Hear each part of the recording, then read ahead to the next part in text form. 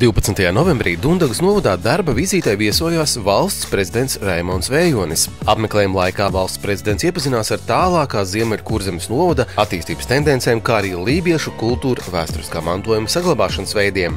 Iepriekšējās Latvijas prezidentu vizītes šajā pusē ir bijušas 1936. gadā, kad šeit viesojās Kārlis Ulmanis, un pirms 17 gadiem Dundagas baznīcas 330. jubilejas gadā šeit viesojās Guntis Ulmanis. Raimonds Vējonis savas vizītes laikā tikās ar iedzīvotājiem, kā arī apmeklēja vairākas ražotnes novadā. Ir jāuzticās pašvaldībām, lai pašvaldības, lai cik viņas arī lielas būtu, tur dzīvo cilvēki, kas mēģina uzturēt dzīvību ciemos, mēģina veidot ģimenes, uzturēt uzņēmēju darbību. Pamats stājās novados tie mazā vidēja uzņēmēju darbība.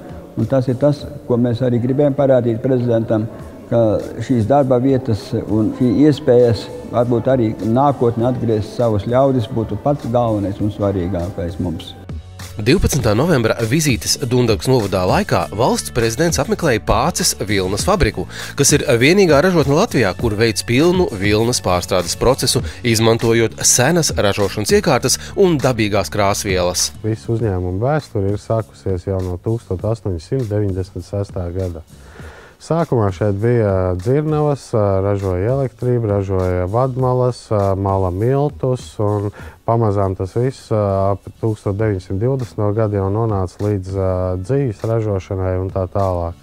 Padomju laikos bija sadzīves pakalpojumi, un pēc tam jau pārgājām uz tīro vilnas ražošanu. Aitu vilna viņi ne tikai dod siltumu, ja pareizi viņi tiek uzražot un saglabāts lanolīns, viņi dod arī vēsumu.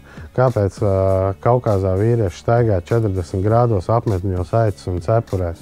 Protams, tāpēc, ka vilna atdzesē, jo vairāk paliek lanolīns, jo labāks ir produkts.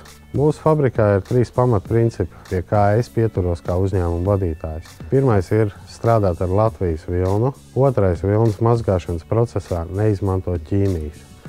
Tiek izmantots tikai tīrs ūdens un sāls.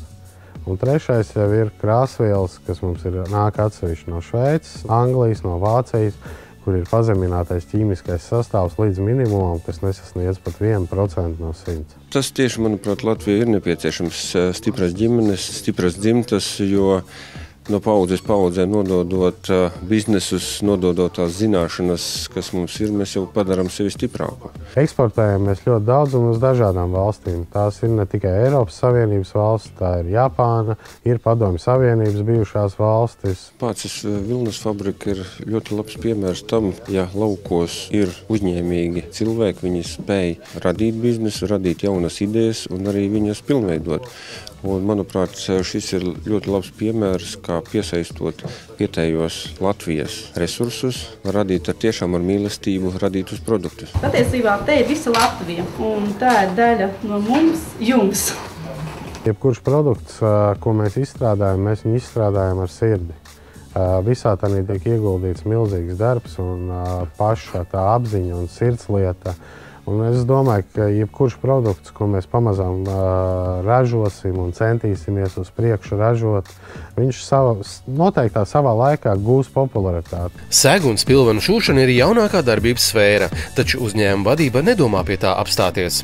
Pācē ražotā dzija ražota no 100% Latvijas aitu vilnas, nejaukta dabīgajos toņos, un tā ir dabīga un ekoloģiski tīra. Unikālo ražošanas procesu visi interesanti tiek aicināti apskatīt arī klātienē, it īpaši tiek gaidīti ekskursiju pieteikumi no skolām.